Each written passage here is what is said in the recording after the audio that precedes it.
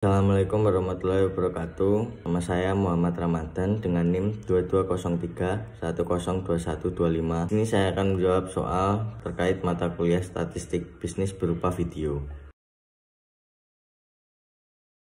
Statistik bisnis adalah cabang statistika yang digunakan untuk mengumpulkan, menganalisis, menginterpretasi, dan menggambarkan data yang berkaitan dengan kegiatan bisnis dan ekonomi. Fungsinya adalah untuk membantu pengambilan keputusan yang lebih baik dengan mengidentifikasi tren, pola, dan hubungan dalam data bisnis.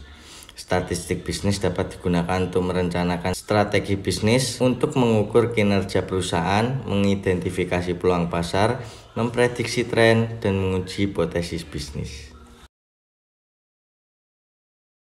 Penerapan statistik bisnis dalam pemasaran. Dalam pemasaran, statistik bisnis dapat digunakan untuk mengumpulkan dan menganalisis data pasar, perilaku konsumen, dan preferensi pelanggan. Penerapan statistik bisnis dalam keuangan. Dalam bidang keuangan, statistik bisnis dapat membantu perusahaan dalam menganalisis kinerja keuangan, mengukur risiko investasi, dan melakukan prediksi keuangan. Penerapan statistik bisnis dalam produksi. Dalam produksi, statistik bisnis dapat digunakan untuk mengoptimalkan proses produksi, mengontrol kualitas produk, dan meningkatkan efisiensi. Statistik deskriptif digunakan untuk menggambarkan dan merangkum data yang ada. Tujuan utamanya adalah memberikan gambaran tentang data secara numerik atau grafis. Contoh penggunaan statistik deskriptif adalah ketika sebuah perusahaan ingin mengetahui rata-rata penjualan bulanan atau distribusi geografis pelanggan. Misalnya, perusahaan dapat menggunakan statistik deskriptif untuk menghitung rata-rata pendapatan per bulan, memvisualisasikan grafik Instagram penjualan, atau hitungan dari data penjualan. Statistik inferensial digunakan untuk membuat inferensi atau penarikan kesimpulan tentang populasi berdasarkan sampel data. Dengan menggunakan teknik-teknik statistik, kita dapat membuat perkiraan, menguji hipotesis, dan membuat generalisasi tentang populasi yang lebih besar. Contoh pemasaran statistik inferensial adalah ketika perusahaan ingin mengetahui apakah terdapat perbedaan signifikan dalam penjualan antara dua kelompok produk yang berbeda. Dalam hal ini, perusahaan dapat menggunakan uji hipotesis statistik untuk membandingkan rata-rata penjualan kedua kelompok produk dan menentukan apakah perbedaan signifikan secara statistik. Data kuantitatif dalam statistik bisnis adalah data yang dinyatakan dalam angka atau jumlah yang dapat diukur atau dihitung.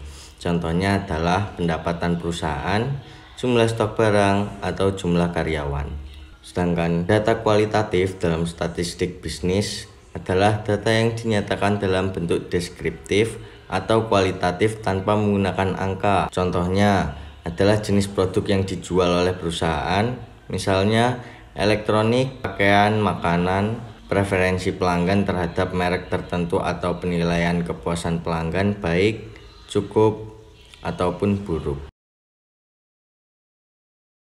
Data primer adalah data yang dikumpulkan secara langsung oleh peneliti atau organisasi untuk tujuan penelitian atau analisis bisnis tertentu. Contohnya adalah survei yang dilakukan oleh perusahaan untuk mengumpulkan informasi tentang preferensi pelanggan mereka. Perusahaan tersebut akan membuat pertanyaan-pertanyaan dan mengumpulkan jawaban dari responden secara langsung. Data sekunder adalah data yang sudah ada dan dikumpulkan oleh pihak lain atau organisasi untuk tujuan lain yang bukan penelitian atau analisis bisnis tertentu. Contohnya adalah data yang diperoleh dari publikasi, laporan pemerintah, bisnis data industri, atau sumber informasi lainnya yang sudah ada sebelumnya. Misalnya, sebuah perusahaan mungkin menggunakan data penjualan industri yang diperoleh dari laporan pasar untuk melakukan analisis tren dan menginformasikan strategi bisnis mereka.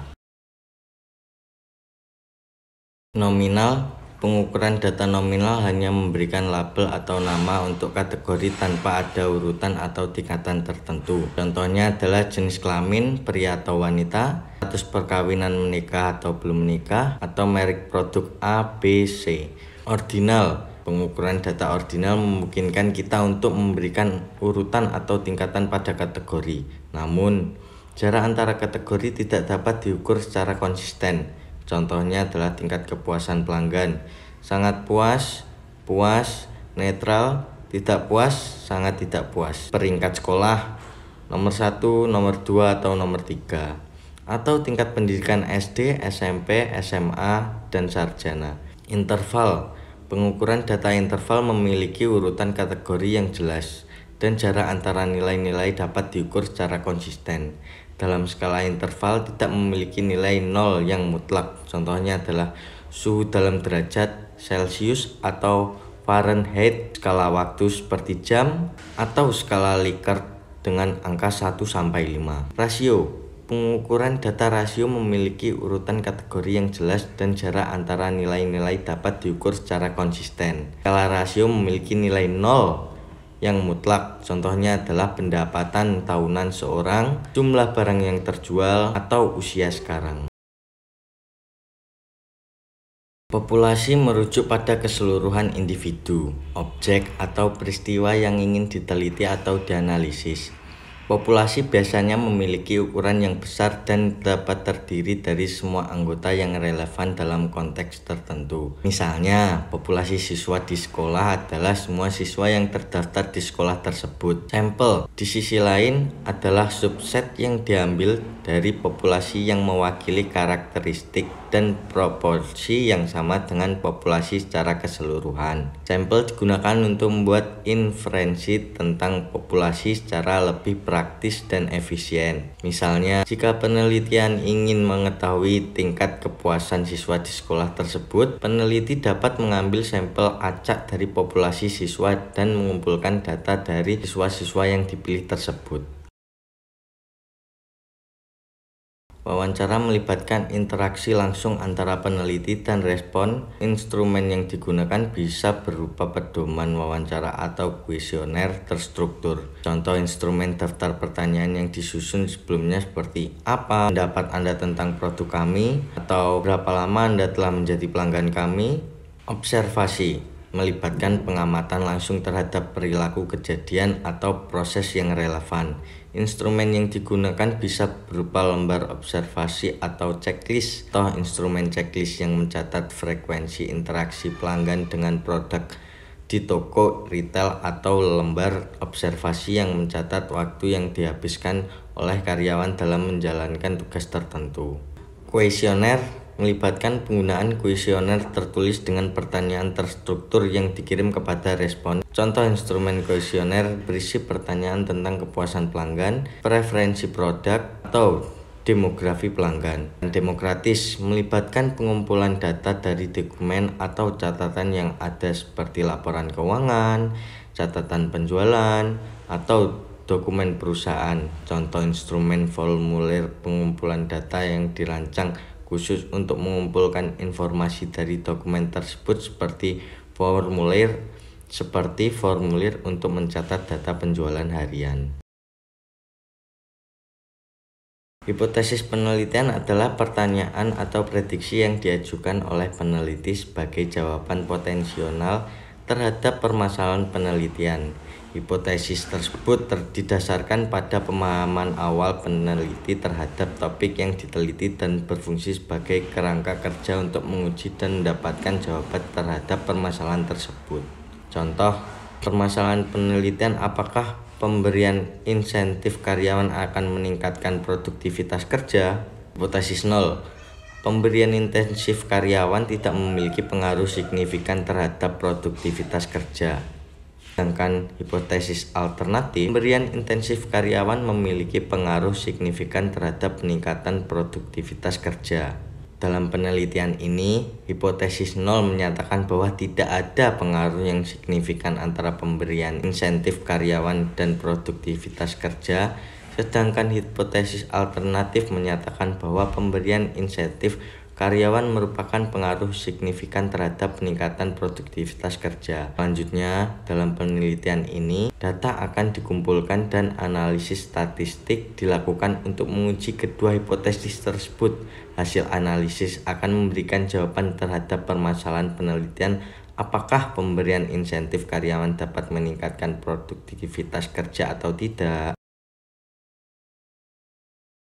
Dalam interpretasi hasil statistik bisnis, mean, modus, dan median adalah ukuran pemutusan data yang digunakan untuk memberikan gambaran tentang nilai tengah atau pusat dari suatu data. Mean adalah jumlah dari semua nilai dalam sampel atau populasi, kemudian dibagi dengan jumlah total data. Mean menggunakan gambar.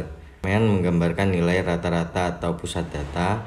Interpretasi mean dalam statistik bisnis adalah bahwa dia adalah nilai yang paling umum digunakan untuk mewakili data secara keseluruhan. Misalnya, jika kita memiliki data pendapatan karyawan dalam sebuah perusahaan, mean dapat memberikan gambaran tentang pendapatan rata-rata yang diterima oleh karyawan tersebut.